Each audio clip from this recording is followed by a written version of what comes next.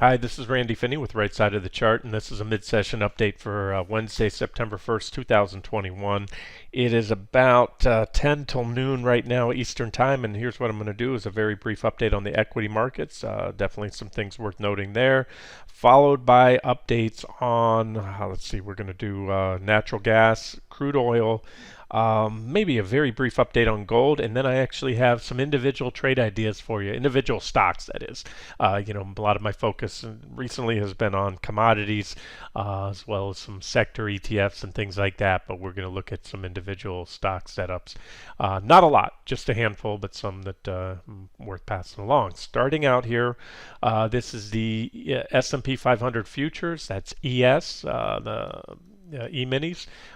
These are your September contracts right here. And there's that nice, clean, bearish rising wedge. And boom, we have a breakdown on ES. However, as I always say, you got to watch, you have to have sell signals on both, at least I do. And so I'm going to show you NQ, the NASDAQ 100 futures, in a second. But there it is. That's a pretty clear breakdown. We're still below there. We'll try to zoom in so you can see it here. We have the breakdown candle was solid red, like you like to see, or as I like to see. You want to see that on a breakdown. Impulsive, however, we're holding up. Why? Because the NASDAQ hasn't broken down yet. So if and when the NASDAQ breaks down, if it happens soon, you have a potential little bear flag there, right there forming, and you'd get your next leg down, probably come on down to this level right there. That's something that could happen today. Tomorrow, we'll see. Let's take a look at the NASDAQ 100 futures, and that is right. I've got those here. Here we go, NQ. So there it is. So you can see NQ is still within the wedge, and that is why, in my opinion, we had the breakdown in ES, but no follow through after the initial red candle, because we're still above trend. Nice clean up trend line.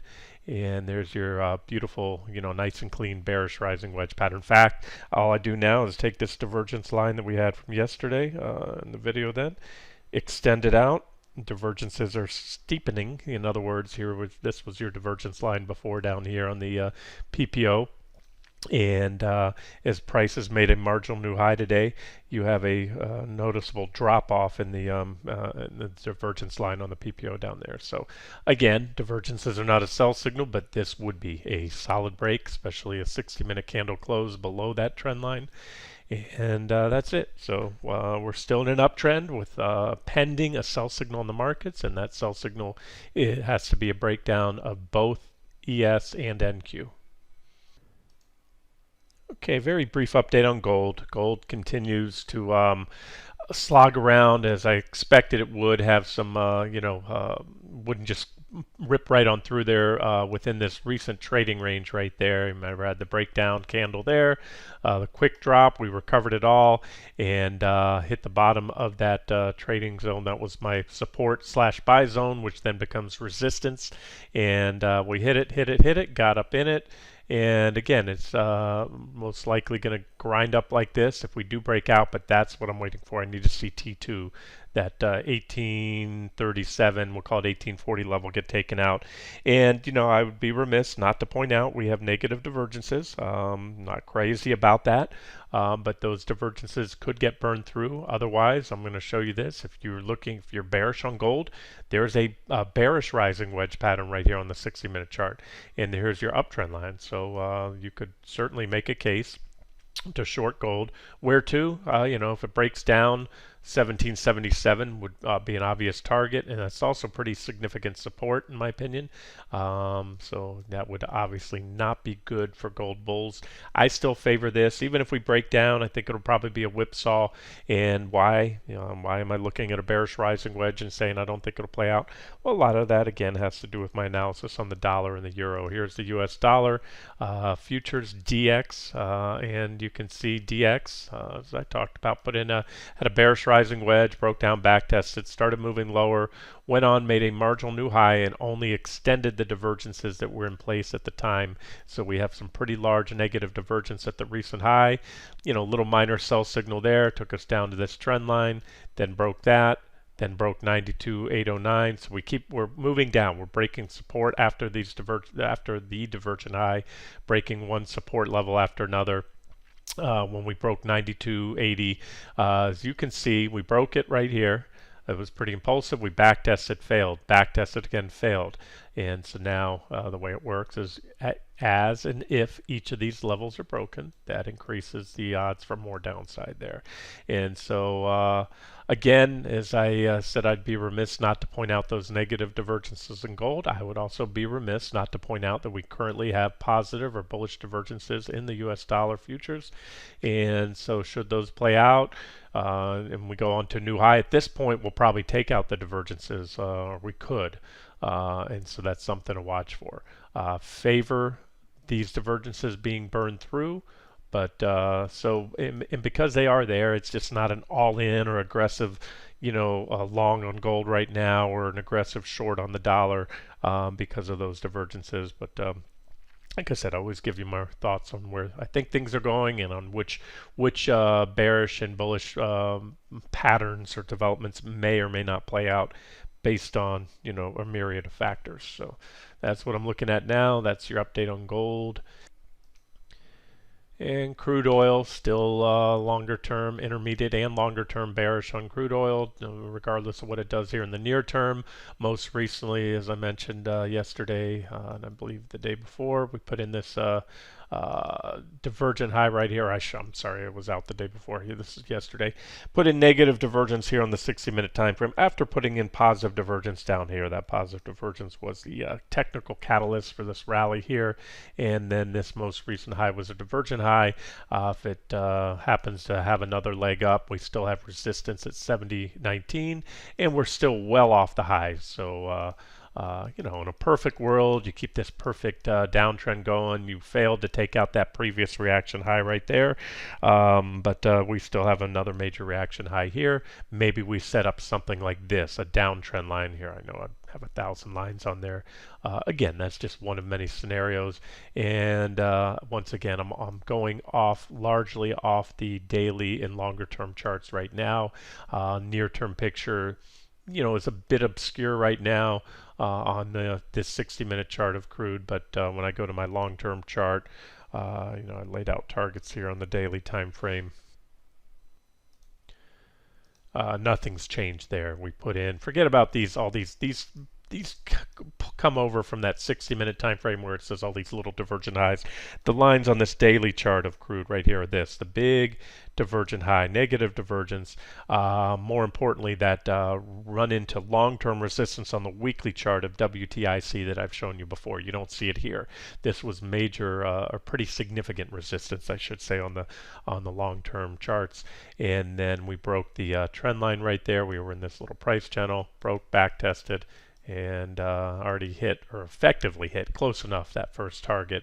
And so I'm still favoring another leg down to 56.82 right now. So that's crude oil. And then the next one up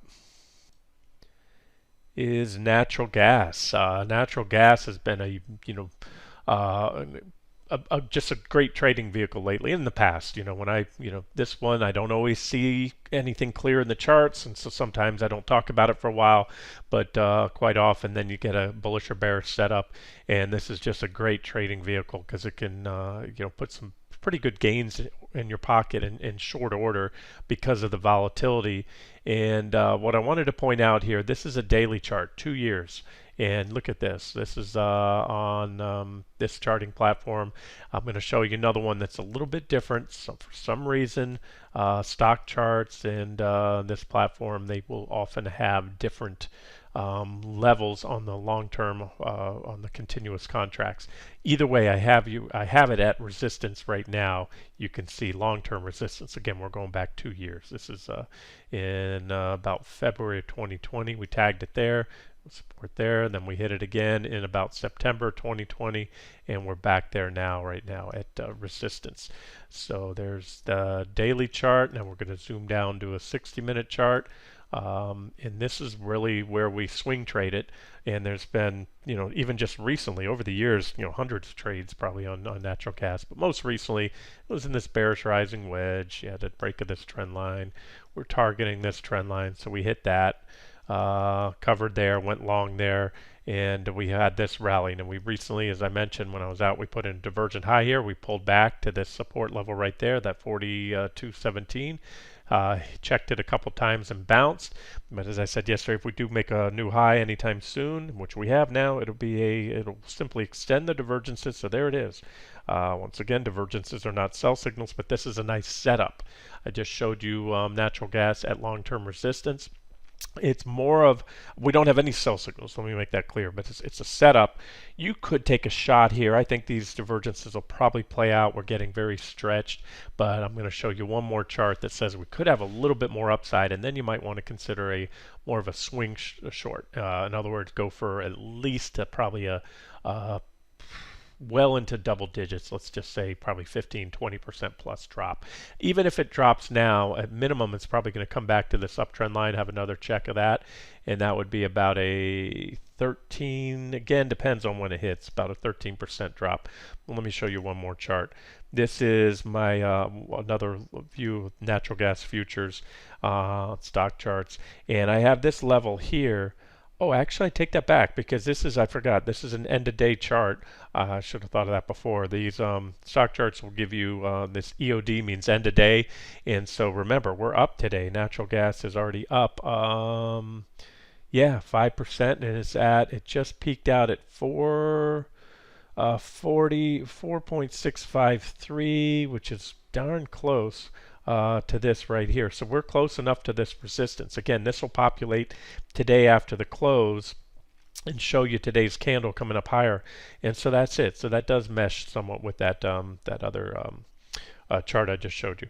And here we go. So we had resistance. I've had this line here forever and a day right here. There's been a lot of reactions in the past off there on natural gas. We briefly spiked through it there, fell back down, rejected there. And also look at this. One more thing to note.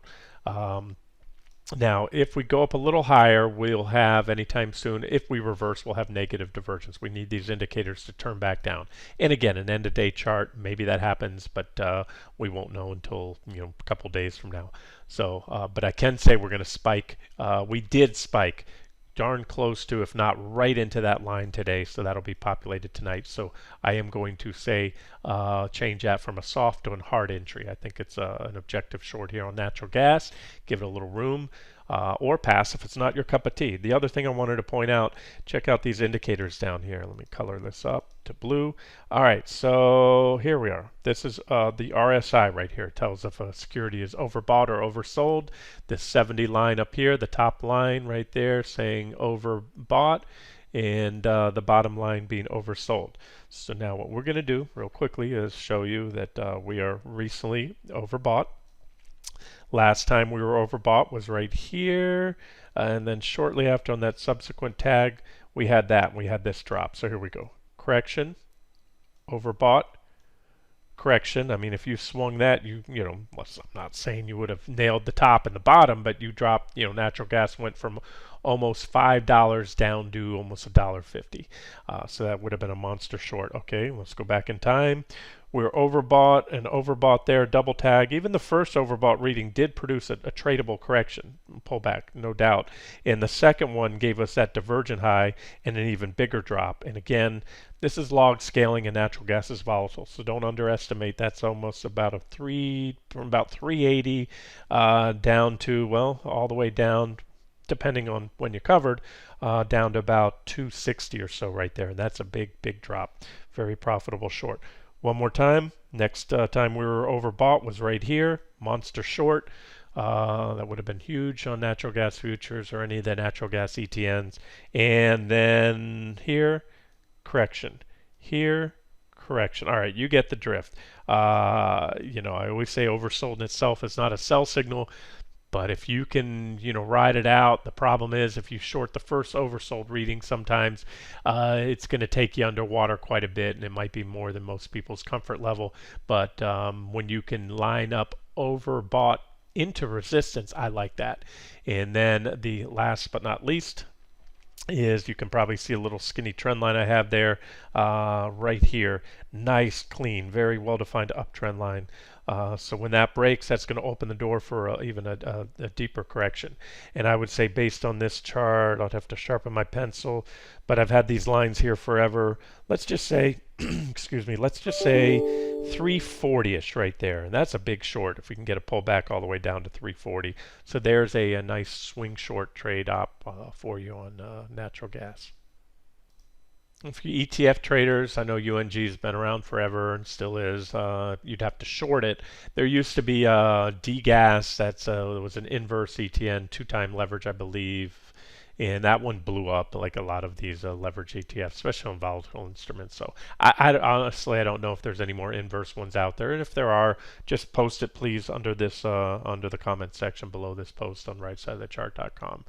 All right, so there's another potential trade idea for you. And next up, we'll roll into those trade setups. And this one first up here is COE, China Online Education Group.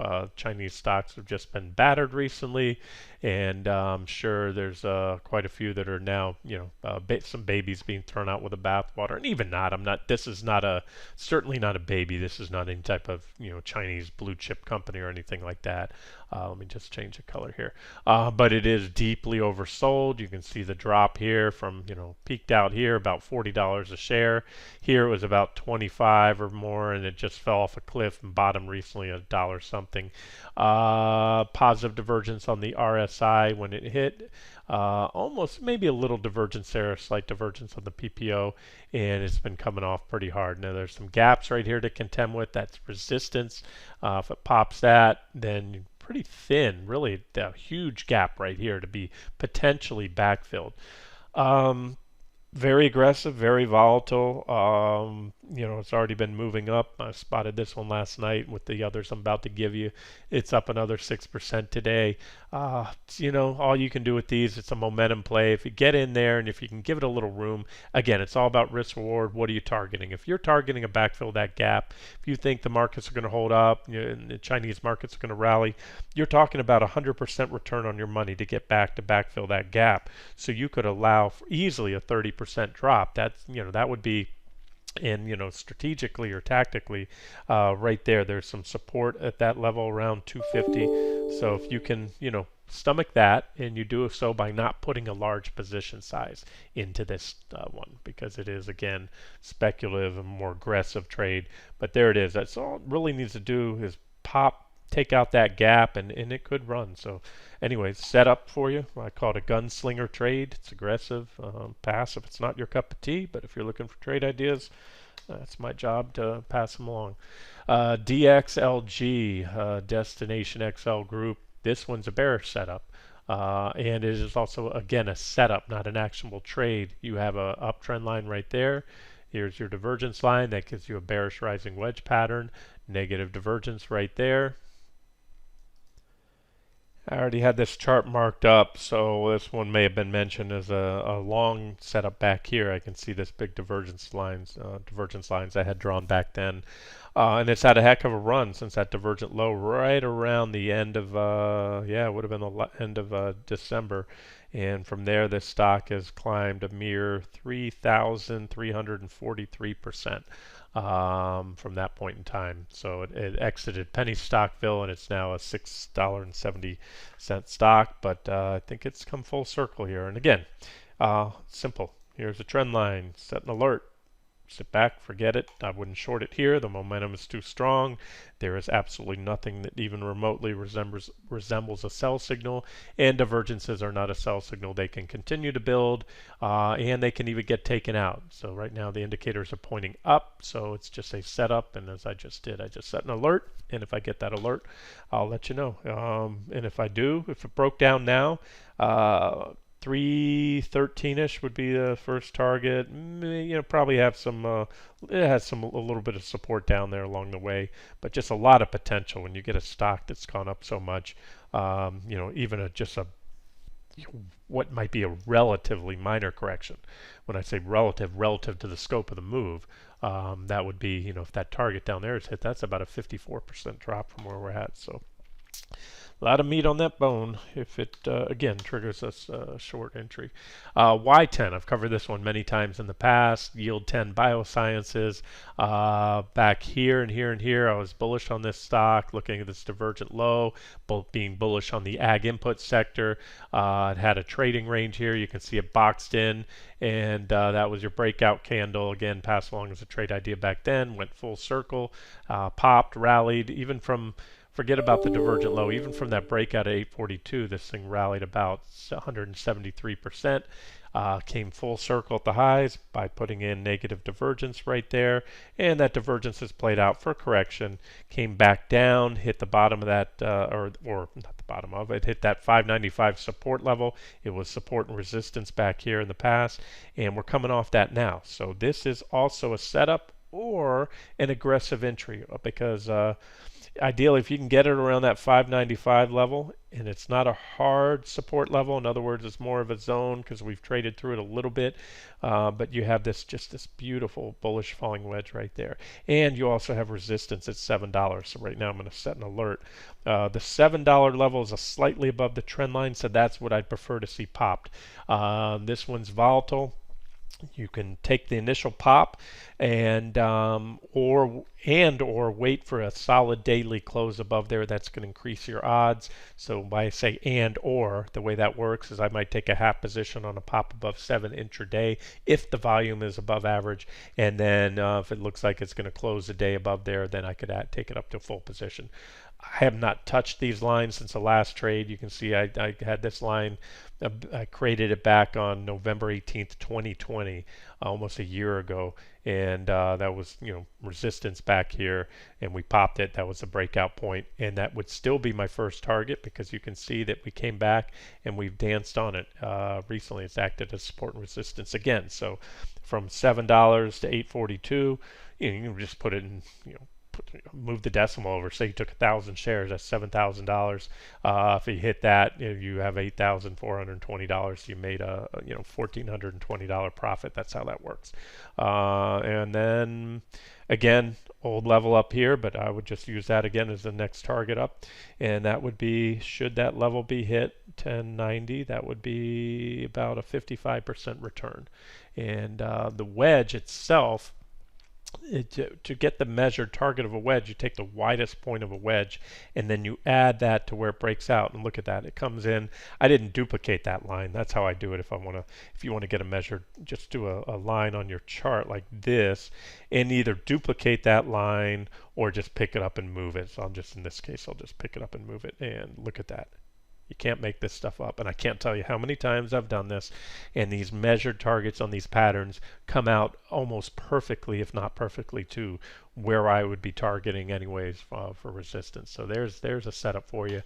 YTEN, aggressive also.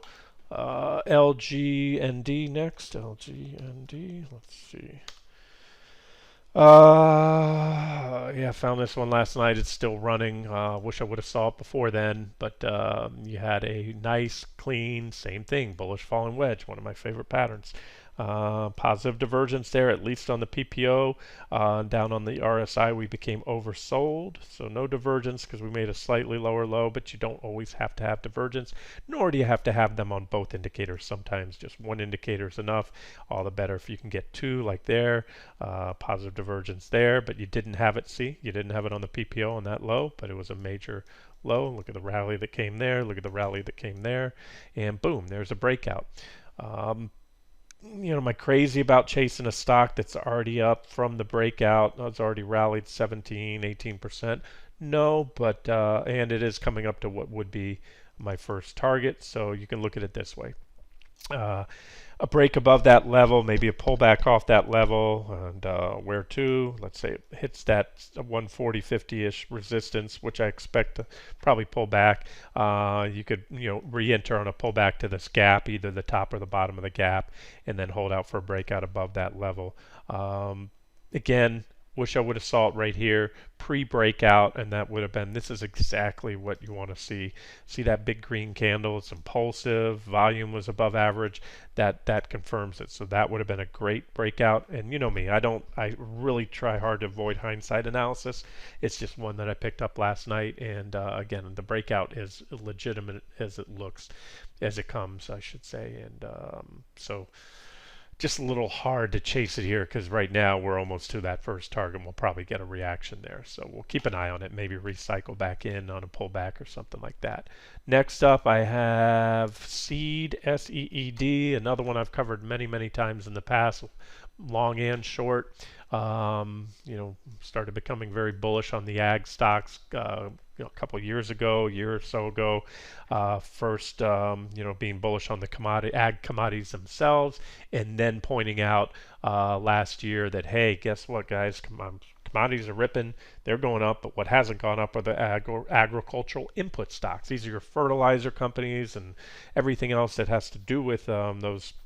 And so the case was made there fundamentally and technically. A lot of these companies were set up, and this one ripped. I mean, from that bullish falling wedge right here, we had a breakdown and back test, and that thing rallied 800% to the highs. And along the way, look for these divergent highs right there. So if you had, even if you were trend trading this, we had a divergent high right there, and from there it corrected almost 50%. So if you were a trend trader and you didn't heed those divergences, you lost half of your investment in this one. Or you could have sidestepped it. And as I say, divergence, yes, that's not a sell signal, but what was is the break of that trend line there. So that would have allowed you to at least sidestep most of that and or recycle back in, because I had this resistance level or support level there, 777, which held, boom, and that was a good re-entry point for the next leg up there. Again, ended with a divergent high, same divergence, just larger. And from there, the stock dropped about 73%. This is what I often refer to. I call this a momentum fuel overshoot. You had a ton of downside velocity or momentum going in, so we overshot my 777 support by just, briefly by 1 day and then snap back above it. So where I'm going with this is that is support. That is support. That was, again, they touched it perfectly there and bounced. We're not far off it now. So this one is a setup and or actionable trade idea right here. The closer you can buy it to 780, you may not get it again. We already hit it, and it may break it. Look, this thing could easily, break it and go down here. And so this setup is for a long here down to, but not below 775, we'll say, with a stop somewhat below. Somewhat is going to be relative to your price target. I'm going to give you one more. Again, these levels I have not touched. This line I added back here in 2020. This line I also added back in 2020, and so that might have been a final target or something. Yeah, because I did it before we even hit it, and yeah, there it is, because I was targeting that previous reaction high. I mean, that's just a beautiful instance of technical analysis where traders are looking and got out. There was negative divergence. It ran into that previous high right there, which a major reaction high.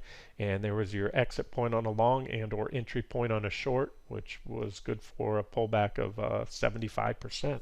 So these are volatile stocks. Again, I got to keep pointing that out. Don't trade them if you can't stomach that. But as far as the stops, depends where you're targeting. If this one can go back up here to 757, then that's a move of about 100%, double on your money. So therefore, you can allow for a pretty wide stop. But if you only want to get a quick pop, I'm going to give you one more level. I haven't added any of these since last year, but right there, we have two clean reaction highs. So this would be, at this point in time, let's just say a nice swing target there, and that's still good for about a 64% gain. Keep in mind, as I'm doing this video, most of these are long trade ideas. The market is still bullish. The trend is bullish. We don't have sell signals. Again, that S&P or ES sell signal I just started with in the beginning of the video has not been confirmed by a concurrent breakdown in the NASDAQ 100. So. And I pointed this out when we traded these last time and all the other previous times, these guys tend to march to their own drumbeat. They're not highly correlated with the stock market, so it is possible we could get a sell signal on the major indexes and these ag input stocks could still rally. Moving on to the next one. Let me see. SGS VF. This one, yeah, looks okay. I don't have a very clear downtrend line. I'm going to add one level to this chart right here. A little bit of resistance about 136.50 or so. But what stands out to me is there's support zone here, and I think yeah, I've had this one on the chart for a while. I created this line back in the beginning, January of 2020. Also this one. So I had a support zone from a year and a half ago that must have created back here, and you can see we pulled back to it there. Boom, we just hit the bottom of it. Again, I have not modified that line since. Perfect tag of that level, and we rallied 16%. Yes, do I wish I would have picked it? I haven't looked at this one since then. Would have pointed it out there as an objective long entry, but we're bouncing, and it held that support, and there was positive divergence. So I think it has more to go. In a lot of ways, you could take it now, maybe a partial position. There is certainly resistance here, 136.50 or so. If taken out, that opens the door to the next target. Again, these were old levels from before. I'm going to make this one now. That line was there. Yeah, that one I put back in 2020 as well. But I'm going to now add a second line and make this a resistance zone. Why did I do that? I have a reaction high here. We spiked above my resistance line. We did it again there. We danced around it there, and we had, most importantly, another reaction high there. So that is a resistance slash target zone right here, and that runs from 162 up to about 170. And I'm preferring the top of that level. That would be my preferred target, to sell just shy of that 170 level if you're going to swing it on up here. Honestly, I don't even know what they do. I don't care. I'm trading this one off the technicals. Positive divergence at support. And again, if it pulls back to support, great. Still a long entry down on this support zone with a stop somewhat below, particularly, especially on a daily closing basis, or give it a little room. It's up to you. This one, since I didn't update the chart since 2020, I'm going to point out that put in a divergent high back there, and that marked that major top. And that led to a drop of about 60%. Next up, SPCE, Sam, Paul, Charlie, Echo, Virgin Galactic Holdings. Not crazy about it, but I want to point out I've had these lines here for quite a while. 2370 has been, it was resistance here, it was support here, support again there, another tag, broke it, back tested. So that support, once broken, becomes resistance, then gapped above it there, and back tested it recently. We're right there. We don't really have divergence or anything like that. It's not a hard buy, but I'm throwing out ideas. Just take it if you like it, with a stop somewhat below. If we break it, it could head all the way back down to that 1467, so keep that in mind as well. So again, not one of my favorites, but just pass along trade ideas as I see. Somebody asked for an update on AMC, and I posted that yesterday under the comment section. AMC, it just, it's still well off the highs, already hit our first target. I still have, additional targets here on this daily chart. But recently we took out this downtrend line, and we've been trying, or the stock has been trying for 1, 2, 3, 4, 5 days to clear it, and it finally cleared it on a closing basis yesterday, but not much follow through today. I'm doing this more as an update, and if you're not already short, or if you're not long this one, I'd just stay away. It's grinding around now, or I'd be interested in shorting or adding to a short if it breaks those recent lows right there, and that should open the door to those targets. But for whatever reason, this one, it's certainly not going up. If anything, it's been walking its way down in a slightly down to sideways range. And again, more of an update for you there. That's all that is. Finally, last but not least, BDRBF. This is Bombardier. As Americans will say Bombardier. It's a French-Canadian company. They make this, I believe, is a unit that makes the airplanes and all that. I just flew on a puddle jumper from Charlotte to Asheville, and it was a Bombardier plane. Bombardier, I should say. BRP is the Bombardier recreational products. These are Sea-Doos and things. Sea-Doos are your jet ski equivalents for on water, and then Ski-Doos are their snowmobiles. I believe that's made by BRP. And then the one I just showed you, BDR, BF, getting long in the tooth. It's had a heck of a rally. COVID hit. They were having a lot of difficulties. I remember somewhere in here they announced they were no longer going to make the iconic Learjet. They were the company that produced Learjet, but they're still making those commercial planes. A lot of those smaller, puddle jumper type planes, jets as well. That's it. So you had a positive, divergent low there and a breakout. And if I'm not mistaken, yeah, I believe I mentioned this one as a setup back then. But either way, now this one's on my radar for a short setup. So just like you had positive or bullish divergence heading into that low in late 2020 right there was a catalyst for this rally. You now have a nice clean uptrend line. First and foremost, I like that. It gives us a very objective level to short when we get a breakdown. I'm going to set a price alert on that one as well. And you also at this point in time have negative divergence. Now that divergence can continue to build. These are the same levels I had on it back here. I have not touched these lines and they're still valid. So we have we're coming up on resistance here at 160.32. So the way I view this, you can take an aggressive short at rally into resistance. Aggressive because you're shorting something in an uptrend without any sell signals, but you can make a case that we're at resistance. You had a gap here. It was support there, resistance there, and so that's it. So this one is an actionable trade. We're close enough. So let's just say a short entry here. And bringing it up, my preference of maybe a half or partial position and then adding on a break of the trend line. And there's also some pretty good support here.